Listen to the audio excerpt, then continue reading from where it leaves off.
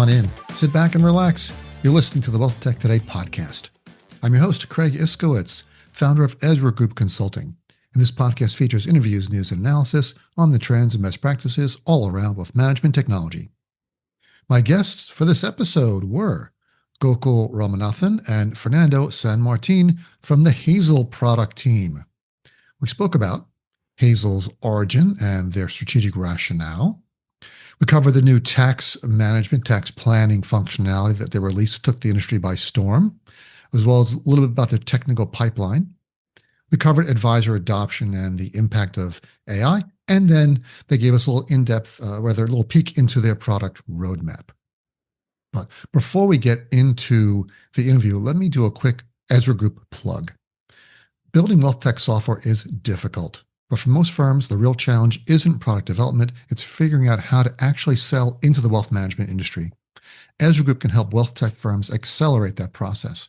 For more than 2 decades, we've advised RIAs, broker-dealers, custodians, and other firms about their technology vendors and how to build their tech stacks. So we understand how these firms evaluate tech, how they make buying decisions, and why many vendor sales strategies just fail. We work with wealth tech providers on go-to-market strategy, competitive analysis, pricing strategy, and everything around distribution designed specifically for the wealth management industry. So if your firm's trying to grow your revenue, improve your market positioning, or break into larger enterprise relationships, visit EzraGroup.com, click the big purple Contact Us button to schedule a call. And now, my standard housekeeping chores. Please subscribe to the show, yada, yada, yada. Make sure to check out our sponsor, the Invest in Others Charitable Foundation at investinothers.org. And if you're a software vendor in the wealth management space, make sure to register your product at our Wealth Tech Integration Score vendor portal at ezragroup.com/register so that your product's wealth tech integration score will always be up to date. And now, let's kick this thing off.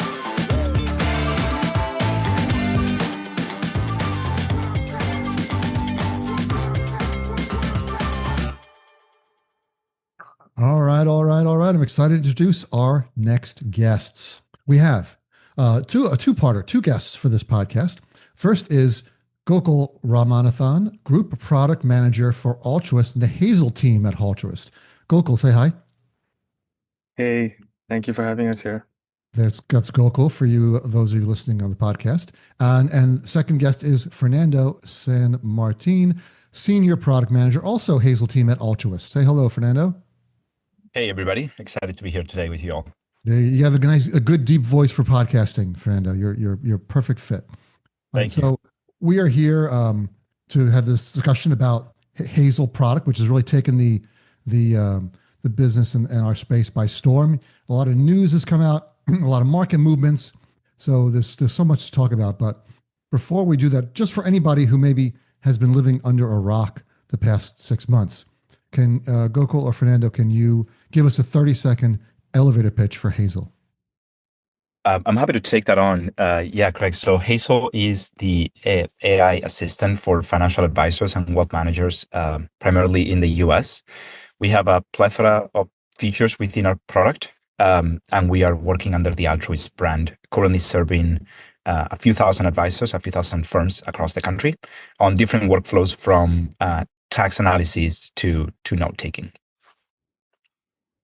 Yeah, you guys jumped into this space by acquiring one of the existing note takers, which I believe was called Time, one of the worst named products in the industry because it was THYME, Time like the spice, which made absolutely no sense why a spice named company was selling AI to advisors. But okay, so you acquired it, quickly changed the name smartly to Hazel.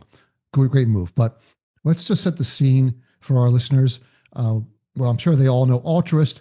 The company's been on a tear.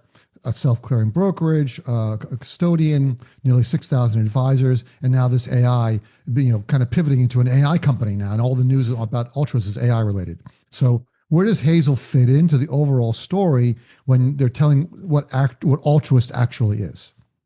Yeah, absolutely. So for those listening in, I've been at Altruist for close to 7 years. Altruist has been around for 7.5. I was one of the first 7-8 employees. So Gokul, you were one of the first employees. That's right. Yeah. Impressive. And the reason why I say that is because my job description in 2019, when I joined, had AI in it. that's just to say how long Jason has been thinking about this, at least for a decade, as long as I'm aware. And that's what really excited me about joining Altruist as well, which is I have a background in a lot of machine learning and AI going back to a decade across different disciplines. So this wasn't like an afterthought. This was really something that we planned to do from the beginning. Of course, the explosion of generative AI, right, changed what you could possibly do with a technology like this, right? I think one of the big reasons why we acquired Time, and I think probably Fernando can speak to why he named it Time. Actually, it's a good question. It's been a year, and I've never asked him that question in the last year. Aha, you see? Yeah. So I, around the time, so this was around the same time last year. We were actually building AI, specifically a Notetaker, into the Altruist custodial platform itself, right? And in an AI native world, I think time to market and execution and speed is really paramount and very important, right? Like, and time was not just a note taker. They had like document signing, forms, billing. They even had a client portal. And at that point, we were like, we could either continue in this path of building it out within the custodian product, or we could make it a standalone product and make it available to the broader wealth management community, irrespective of whether they custody with Altruist or not, right? So that was definitely a big thing. And the second thing was, the opportunity to work with the Time team, like Fernando, Daniel, and Eric was. We were very excited by that opportunity and that prospect. Within a few minutes of just talking to them, it became very clear that they would be a great fit. So it was as much of a technology acquisition as much as it was of the excitement of partnering with this fantastic team. That's great. So let's go back to Time. So Fernando, tell us very Yeah. quickly, what was the idea of the name Time? Why did you do that? Yeah, I'm in the hot seat here, and I wish my co-founder would have joined us for this part of the conversation. But the backstory of that Daniel Lance and myself, who founded the team of Time, we've worked together for a number of years. Fun fact, he's a vegan, and we initially started Time, the company, with the idea of personal finances. This was in 2024, at a moment where Mint was winding down operations, and we thought there is a great opportunity to come up with a smart name, a twist on a herb, some plant, not quite mint, but mint-like for the product.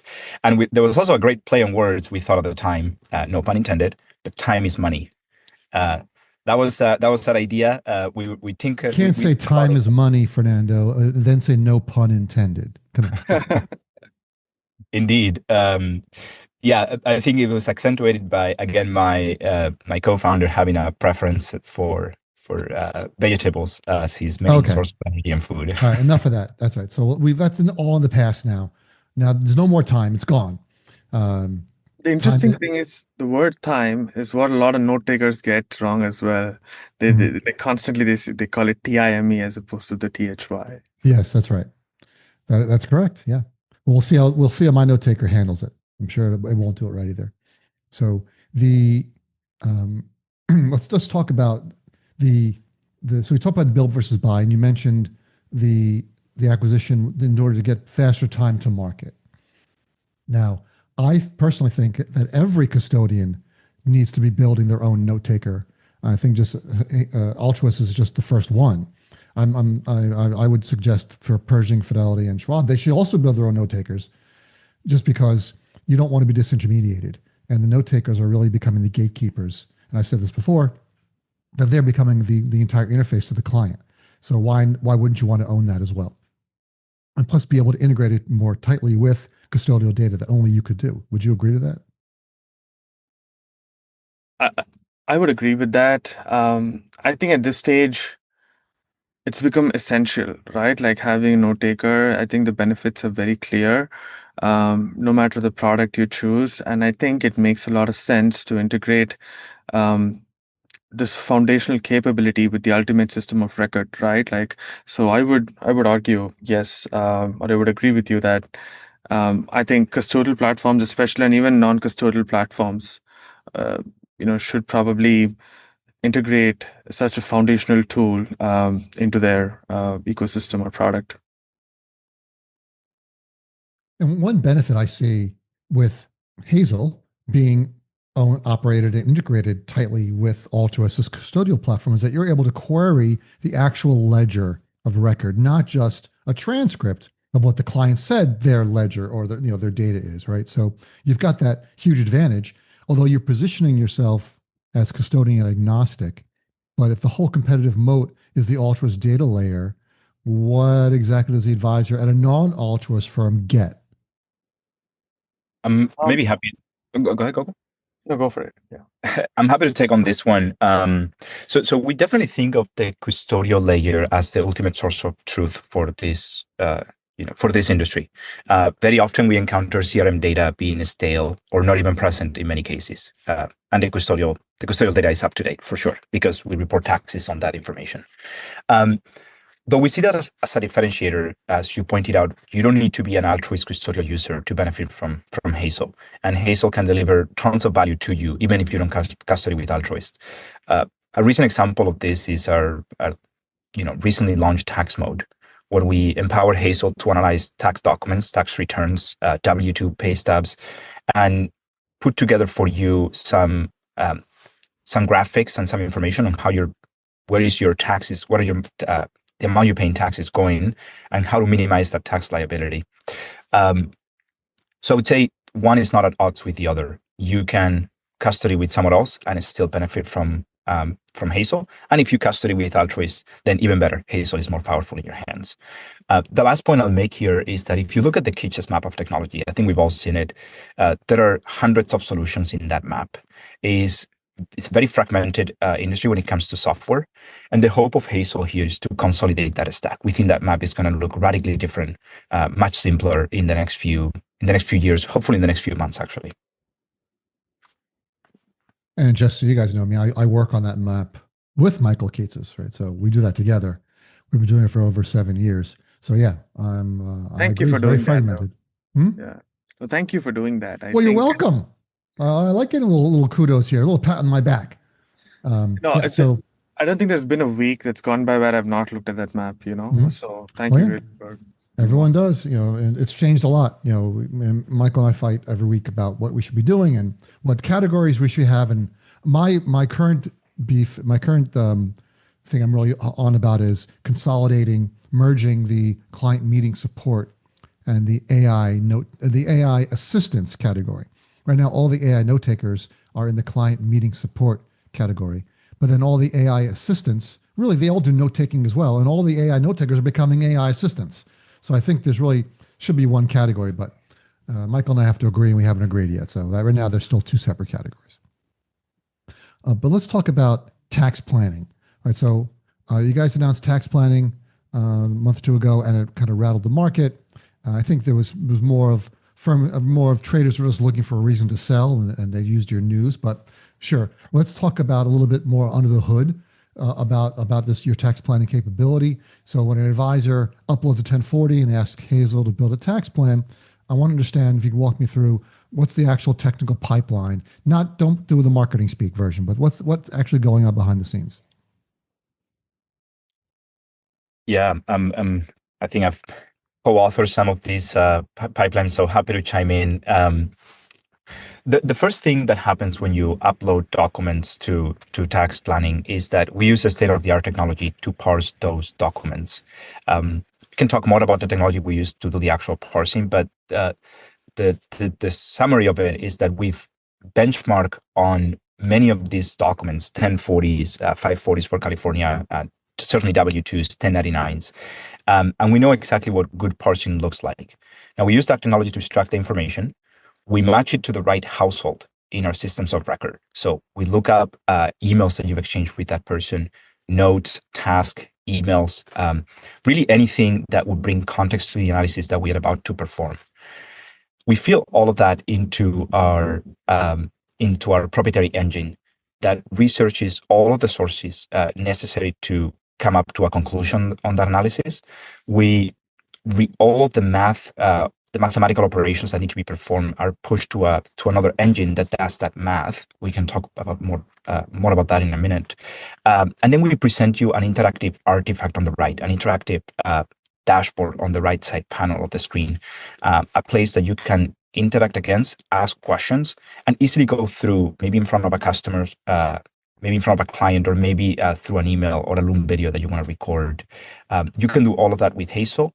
And maybe more importantly, though I mentioned this, Hazel is presenting actionable opportunities as well on how to minimize that tax liability. So we look for what is the most realistic to implement, what will be the easier to implement, and also the more cost effective, and what will bring you the most benefit to your household.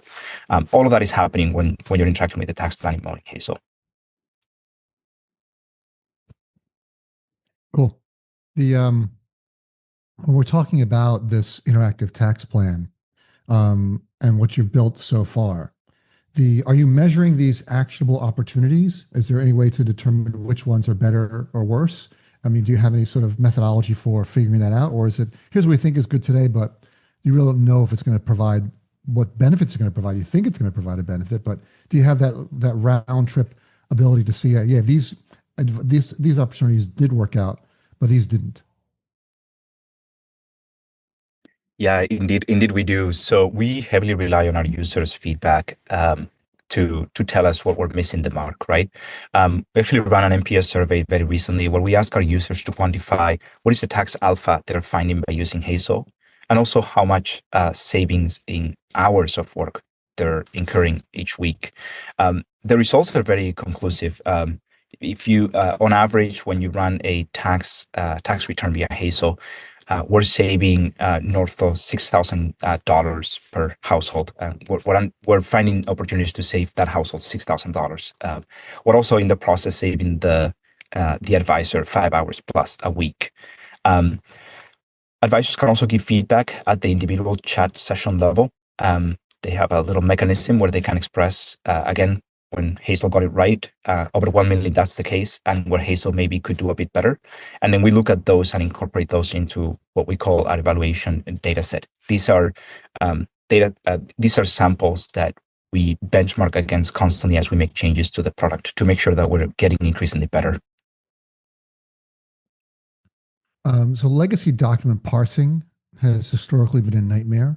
When you're talking about automating 1040 extraction, there's lots of edge cases. Clients may amend their returns. They got K1s for partnerships and so on. Are you building some sort of proprietary document parsing, or are you relying on third-party models for that layer? And how much more complicated are you going to get with beyond just 1040s?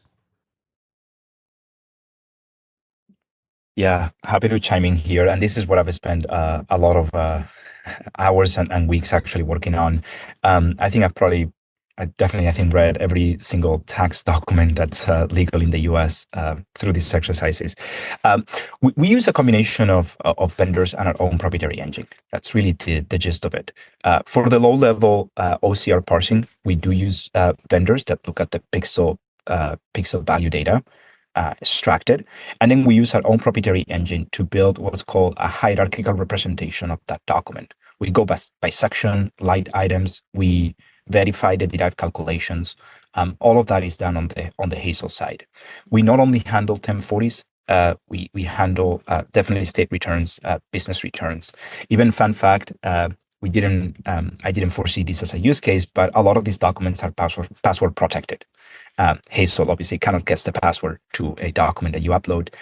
So we very early on the workflow had to incorporate the ability to upload a PDF that's password protected. Hazel asking you for that password and us being able to unlock it to run the analysis. Just one of the quirks that we learned from our users early on. LLMs have really changed the game when it comes to these OCR technology.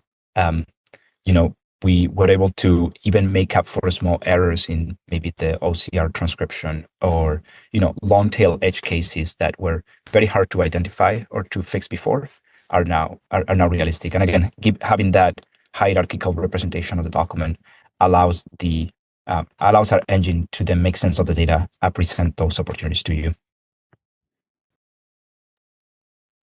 That's cool. So let's talk about something that nobody wants to talk about, which is hallucinations. Right. So everyone's terrified of it, but it's sort of been downplayed in all this hype about this latest model that comes out, how wonderful it is. But when you're talking about writing an article or doing some marketing or even writing code, it's not the error you make is recoverable, but giving someone the wrong tax advice can cause real harm. So how are you solving for the accuracy issue when it comes to tax advice? And be specific. We have guardrails isn't a very good answer. Of course.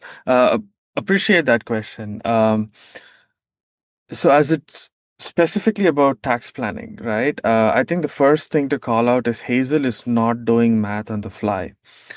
We actually do have a deterministic engine behind the scenes that is used for traditional code and calculations, and LLMs are used judiciously for their strengths, which is more in the direction of reasoning, reading through unstructured data, summarizing a lot of that information, extracting information from unstructured data sources, etc. So a lot of what Fernando was calling a proprietary engine really comes down to building an engine that can exercise strong judgment around when to use a deterministic tool, and when to use a probabilistic tool like a language model, right? The second thing is we use much more powerful versions of AI models called reasoning models, and these models are particularly tuned for more sophisticated problems of an analytical nature, like tax planning, financial planning, compared to a lot of the run-of-the-mill models available out there. That makes these our AI product less prone to hallucinations, right? And also the fact that we have data provenance that's baked into something like tax planning, which lets you trace and look back at like how every single number came about and how you can source it or attribute it to a particular tool or source that it was retrieved from. And like Fernando mentioned, we have our own internal proprietary benchmarks that reflect the top use cases for advisors, and we fine tune our stack to perform very highly against these benchmarks. Does this mean Hazel is perfect and it never gets anything wrong? That's not the case. It's more likely for Hazel to provide an incomplete response due to the lack of context or information than it is for Hazel to actually cook something or make something up from scratch, right? Like, so a lot of it is like context engineering, as we call it, or trying to make sure Hazel has the right piece of information at the right time to answer the right question, as opposed to trying to make up information that probably doesn't exist in the first place. So there's a lot of thoughtful engineering that goes between the underlying foundation models and the product that's available to the user. That was a great answer. So can I dig down a little bit into that? You said you have a deterministic engine behind the scenes that's used for traditional code and calculations. Can you explain what that is and why you built that? And also, if you can tell us, like, what LLMs are you using when you talk about your reasoning models? Absolutely. I'll take the second question first. We use most of the common, like, well-known model providers, OpenAI, Anthropic, etc.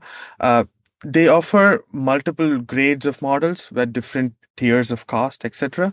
And our benchmarks actually reveal something very interesting, that not all models perform equally in all the use cases that advisors typically have, right? Like, so we notice, for instance, like Gemini models perform better in certain kinds of use cases compared to Anthropic in others, and ChatGPT or OpenAI in others, right? So a lot of it is, are you using the right model for the right model or combination of models for the right task for the advisor, right? So and these are reasoning models, so that typically means that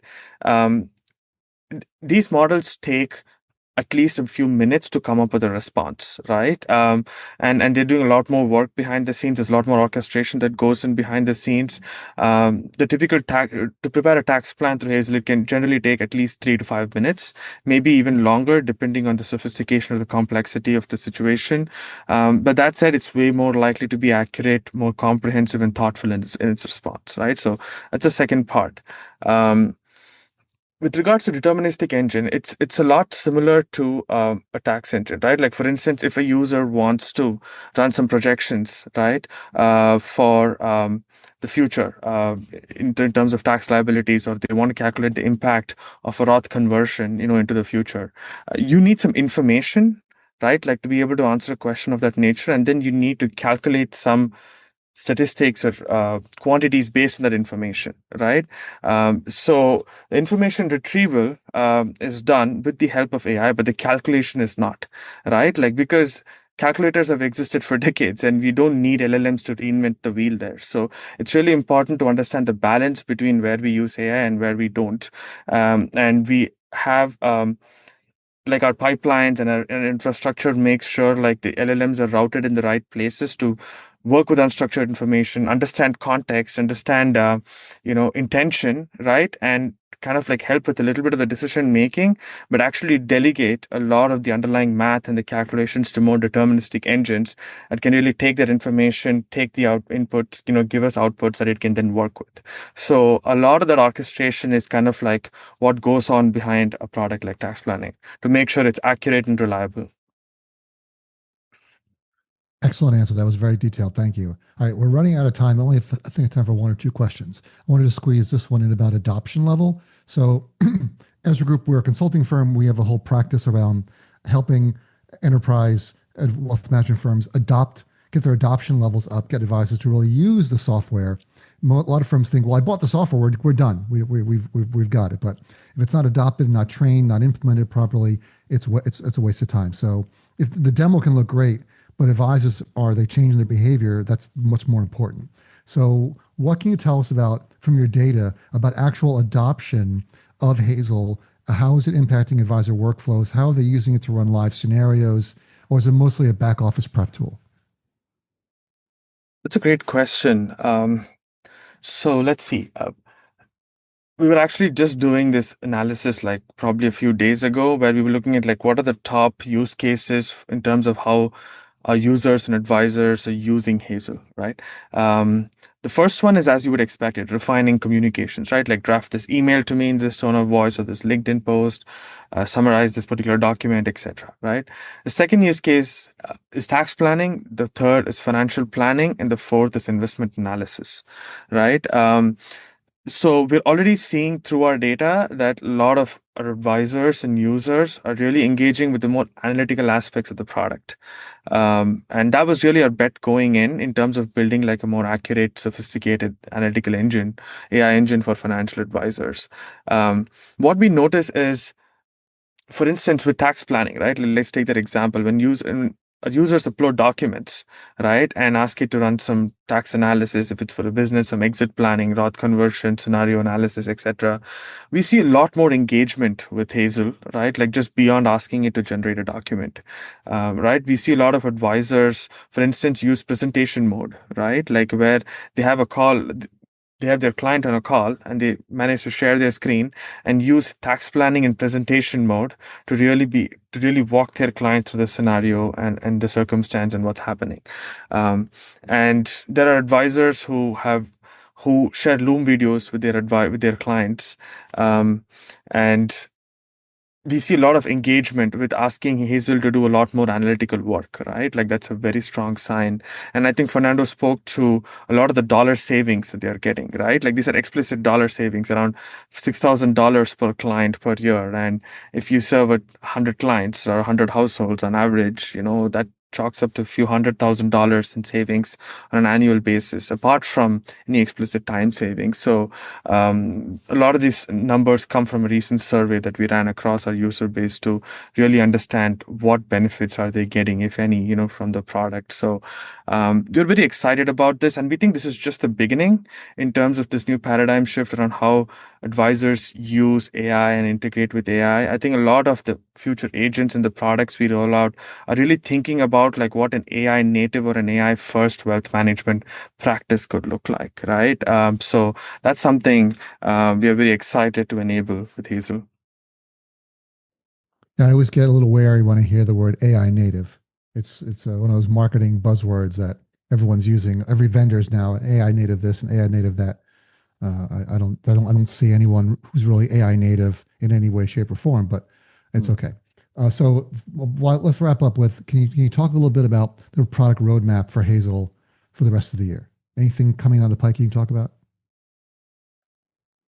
I'm happy to take on this one and shed a bit of light. So I think we have a few areas that we're exploring. One of them is that we want to really take a deeper look at the back office flows that advisors engage day to day. A lot of these flows, we think, first of all, they're critical to how advisors operate. The way we model it mentally is that advisors, when they intake a client, they put them through a process to onboard them into the firm. And then at that point, you enter sort of a yearly cadence where you take a look at the state, you optimize taxes, you file taxes for the year, you look at insurance and so on. We think there is an opportunity to optimize parts of those workflows. First of all, by keeping better track of these actions, and secondly, by automating what could be automated with the help of AI. So we want to, again, take a look at these back office processes and optimize them. The second thing is that in the realm of specialized AI, of which TaxMode was the first post that we planted, as Gokul alluded to, we think that's really, tax planning was sort of in retrospect, it was an obvious bet. I think when we made it, maybe it wasn't so obvious, but the timing aligned perfectly with the technology, crystallizing in what TaxMode became. There is more. We're thinking of what other specialized AI tools are out there, and what other processes are critical to advisors that are client-facing. Just to name a few, and this is not really what we're working on necessarily, but things like planning as a whole comes to mind. Topics like estate planning, topics like insurance. Those are things that we are taking a look at that we think could benefit from having AI applied to those problems. So that's a bit, I think, at a more tactical level. Integrations continues to be I wouldn't say a bottleneck, but continues to be a necessity to make an impact into advisors' work streams. So we're doubling down on an integration workflow, and that's going to be a pattern for the next few months. You're talking to the right guy when it comes to integrations. I like to hear that. As a group, we have our wealth tech integration, our proprietary wealth tech integration score research, which you can see at ezragroup.com. But we're out of time for Hazel here. So where can people find more information about Hazel AI, Notetaker AI assistant? Yeah, it's very easy. Head to hazel.ai and click on sign up right there if you don't have an account yet. You'll be asked to log in with your Google, Microsoft, or Altruist.com credentials. Starting an account is really just as easy as clicking there. You should invite your team members to make the most out of the product, and you should connect it to the sources of your sources of record, your CRM, your calendar, your email. If you haven't been asked this question, but I'll say it out there because we talked to hundreds of advisors and they all express similar concerns around the security and data privacy. We have a dedicated trust center to hopefully appease these concerns, and we've invested very thoroughly and carefully on this trust center. So trust.hazel.ai is where this information resides, and you can download our latest SOC 2 report and see what our data protection mechanisms are. Excellent. All right, Fernando and Gokul, thank you so much for being on the program. It was great talking to you guys. Thanks for taking the time. Thank you for having us here. Thank you. Hey, it's Craig again. Here are my top 3 takeaways from this episode. Number 1, AI note takers are dead. Long live the agentic OS. So this category has really outgrown its name. These new tools orchestrate your entire tech stack, from CRM to financial planning to onboarding, account opening, even money movement. Calling them note takers is kind of like calling a smartphone a calculator. 2, CRMs are becoming very expensive backups. When an agentic OS can handle your meeting prep, follow-ups, workflows, and even look through your book of business for opportunities, and just push that data to the CRM, advisors really stop living in the CRM. That's a massive threat to legacy platforms, and the smart ones know it. And finally, the market is heading for a shakeout, and the clock is ticking. The AI space, AI note-taker / agentic OS space went from 13 products last year to 25 or 30 this year. We couldn't even cover them all, and most really won't survive. Commoditized generalists like Zoom, Fathom, and Otter will always have a space, a place in the market for them, but the winners in the advisor-specific products will, the top 3 are going to take 80% of the market share, and all the others are going to fight for the scraps. And that's it. You've reached the end of another episode of the Wealth Tech Today podcast. Thanks for listening. But before you go, please head to our website, ezragroup.com, scroll to the bottom of the homepage, and sign up for our newsletter. Once a month, you receive an email chock full of wealth management goodness, news, information, and updates. You will not be disappointed. Thanks again for listening, and talk to you all again next time.